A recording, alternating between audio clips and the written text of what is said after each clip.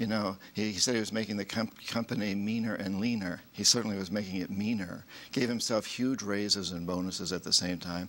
Turned General Electric essentially from a manufacturing company into a financial services company, which really was one of the leaders in taking us down this course today that we're on of a failed economic system. And we truly have a failed economic system at this point. It's deep. You know, one of the reasons I wrote Hoodwinked is because I saw a lot of books coming out that deal with what I consider triage. What do you do with AIG? What do you do with General Electric? What do you do about the immediate problems with Wall Street? But the problem is much, much deeper. There's a cancer beneath all that. And this is this very basics of our current economic system. And we must delve down and root out that cancer and move into something much better. I have a 2-year-old grandson.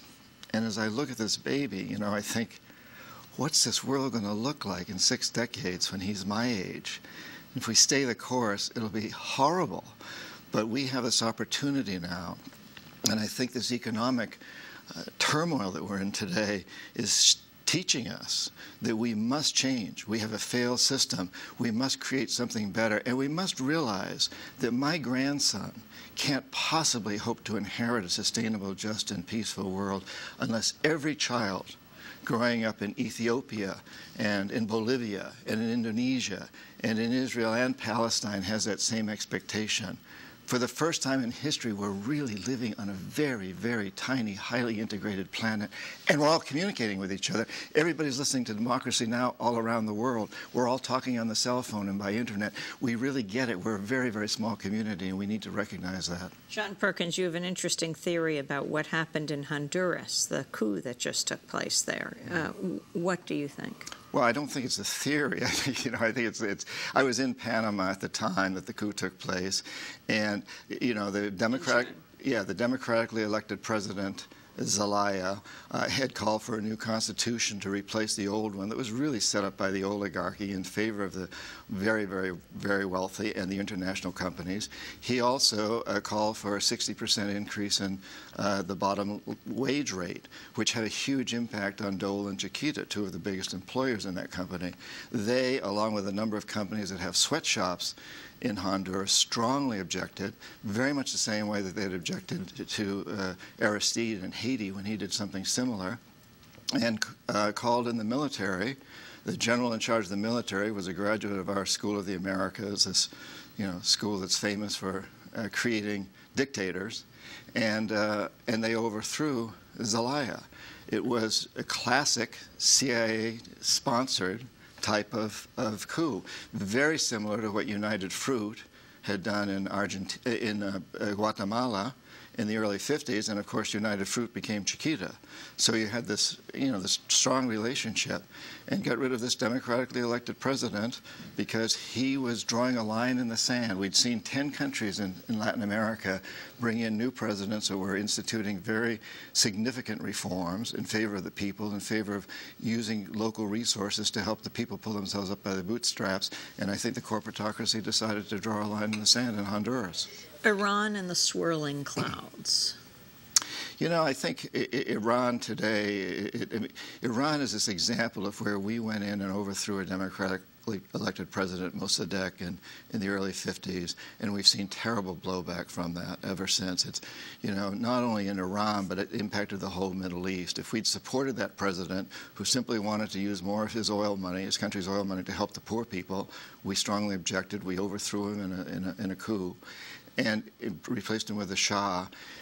So we've seen the blowback that comes out of that. And this has led to this situation that we're in today. And the swirling clouds, to me, are the big corporations. So in the past, you had roughly 200 countries on the planet, of which a few had a lot of power: the United Kingdom, the Soviet Union, the United States. But today, the geopolitics might better be envisioned as the same roughly 200 countries, but these huge swirling clouds that are the big corporations. And they are really calling the shots all over the planet. They know no national boundaries. They don't listen to any specific set of laws. They strike deals with the Chinese and the Taiwanese and the Tibetans and the Israelis and the Arab nations. Whoever has the markets or the resources, they cut deals with. And as we've seen in our most recent election here in the United States, we bring in a president who's very diametrically different from the former president, and yet the corporations are still calling the shots, which takes us back, Amy, to the fact that we, the people, must create the change. This has always been the case, and this is a clarion call for us at this point now in history that we must get out there. We've got to get behind Obama and all the other politicians. We've got to force the corporations to change their goal, get away from this goal of maximizing profits regardless of social and environmental costs, and instead say, yeah, it's okay, make profits, but only within the context of creating a sustainable, just, and peaceful world. Only within the context of creating a world that my grandson will want to inherit, and that means every child on the planet will want to inherit it. Because I think it's really important that we understand today we cannot have homeland security unless we understand that the whole planet is our homeland. Our homeland is no longer defined by the Rio Grande and the Canadian border. We are one human species living on a very fragile planet. What is the burden of the melting glaciers? The melting, you know, I was in Tibet a couple of years ago, and I stood there with these nomads and looked at this glacier that had been down at the road a decade or so before, and now it's way back a mile away. And these glaciers up in the Himalayas feed the 5 largest rivers in the world. They provide water to China and to India. And as these glaciers melt, the water's drying up. The glaciers are melting because of global warming, because of us. And what we have to understand is the huge consequences. If these 5 rivers no longer can feed water to the Chinese and the Indians, these people are going to die of thirst. And before they die of thirst, they'll become very rebellious.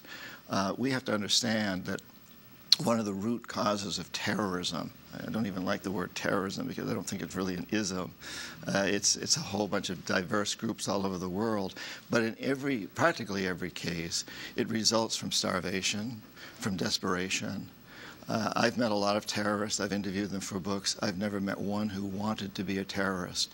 These are farmers who've been driven off their farmlands by oil companies or hydroelectric projects, or they're fishermen like the Somali pirates who can no longer make a living fishing because their waters have been fished dry or destroyed by nuclear waste from U.S. military vessels.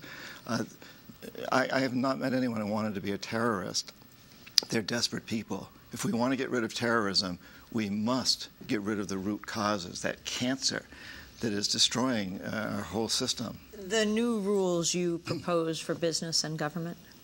Well, you know, we all know that getting rid of the rules that protected us from another recession has helped to bring on this current recession, you know, things like Glass-Steagall and the banking laws and so forth. We need to implement a lot of those again. But I think we also need another whole new set of laws that says businesses must look at being environmentally and socially responsible. For 100 years after the United States became the United States, no corporation was allowed to get a charter unless it could prove that it served the public interest. And charters came up for renewal every 10 years or so. They didn't get a renewal unless they could prove they served the public interest. That all changed with the Supreme Court ruling that made corporations equivalent to individuals in the late 1880s. And then John D. Rockefeller stepped in and really took things made things go out of hand. But we need to go back to an understanding that corporations are there to serve us. When I went to business school, I was taught that a good CEO takes care of the long-term interests of the corporation, the employees, the customers, the general economy, not just there to make short-term profits. And we really need to get back to that, to an understanding. I think we need laws and rules that say that corporations must be aiming toward creating a sustainable and just and peaceful world. We simply have to do that. These are our main controlling organizations today, and they must be answerable to what's best in the public interest, not just the interests of a few very wealthy, powerful people. John Perkins, self-confessed economic hitman. He's got a new book out. It's called Hoodwinked. An economic hitman reveals why the world financial markets imploded and what we need to do to remake them. And that does it for our broadcast. Democracy Now! Is produced by Mike Burke, Shrufa Dokadus, Aaron Mate, Angelique Comet, Steve Martinez, Nicole Salazar, Hani Masood, Robbie Karen, Mike DeFluffo, Miguel Noguera, Peter Curry is our engineer. Special thanks to Becca Staley, and happy birthday to Karen Krug Meadows. I'm Amy Goodman. Thanks for joining us.